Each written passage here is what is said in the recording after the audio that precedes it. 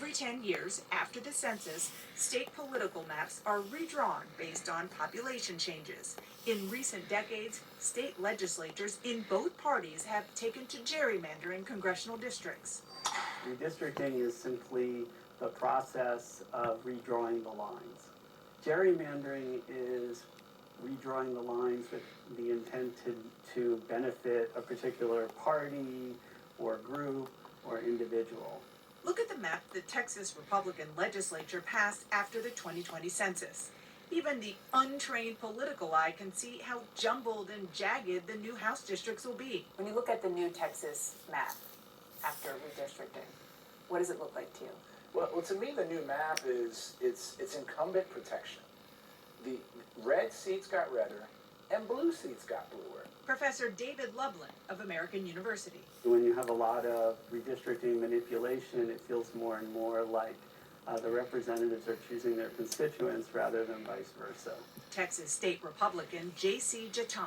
I hear that said often, but at the end of the day, the voting still occurs by the population that goes and votes. But if you decide that the population that's going to vote for you are like-minded people, The communities of interest. communities of interest isn't just code for keeping Republicans with Republicans and Democrats for Democrats? I don't believe so, no.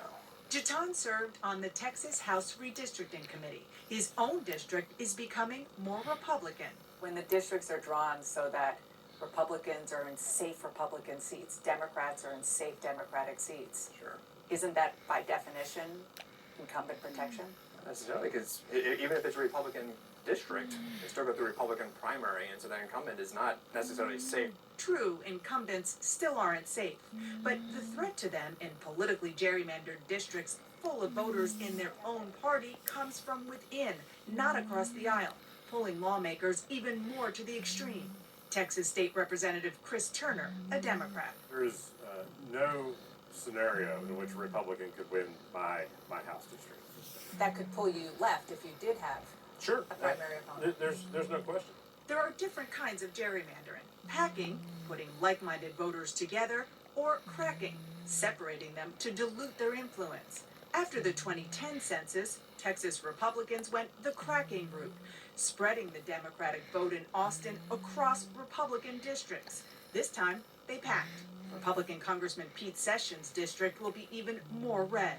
We've, by and large, entered a period of time where Republicans want to be represented by Republicans and Democrats want to be represented by Democrats. The fact that there are so many more safe seats, Republican and Democrat, in Congress, does that make things more partisan here? It makes things to where the person that represents those districts more hardened in their belief. Texas Democrat Sheila Jackson Lee says when she first came to Congress 3 decades ago, the first legislation she worked on was bipartisan. We didn't know any better. We thought we had to work together. And even though there might have been one or two who would make those speeches on the floor of the House that everyone would look up, the majority felt that our work was to work together. I think we have an obligation that we should not let redistricting change America. Has it? I think it has. How long can people enjoy having difficulty in getting good work done? Since the 2010 census, Texas has gained nearly 4 million new people and will get 2 new congressional seats. A big Democratic criticism of the new Texas GOP drawn map is that 95% of the new population is minority, and the 2 new seats were drawn for Republicans. The growth in this country, and especially in this area, is not Anglo. It is a mixture of minorities. And that should be reflected in the representation, and it is not. Texas Democrat Eddie Bernice Johnson is retiring after 30 years in the House and says though gerrymandering is hardly new, it's become more extreme. When these lines start being drawn with the help of computers, where they can be so exact that they can break up a bedroom if they wanted to, it is hurting our nation. Kimball Brace has one of those computer programs. This is showing you concentration of where the Trump vote was being cast He's hired by states across the country to draw their maps and showed us just how advanced the technology is now.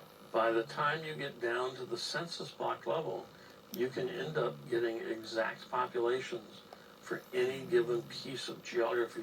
To be sure, gerrymandering is happening in state houses all across the country, including those with Democrats in charge.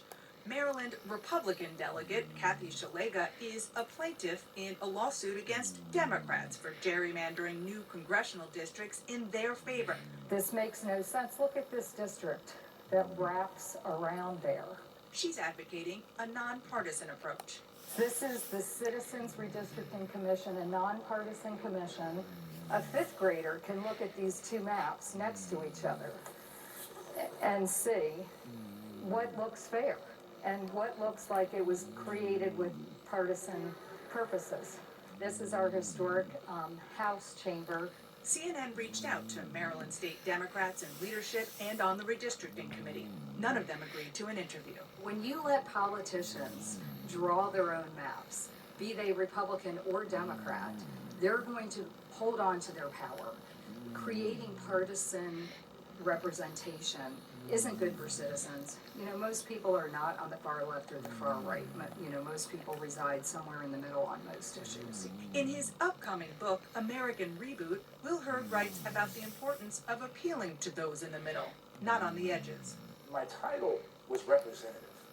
That means I represent everybody. People that voted for me, people that didn't vote for me, and the people that didn't vote at all.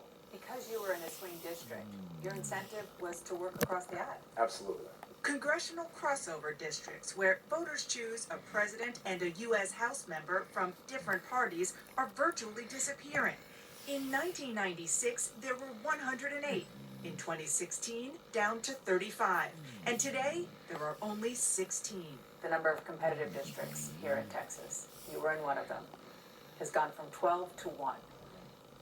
What does that mean for the way things work in Congress, or don't?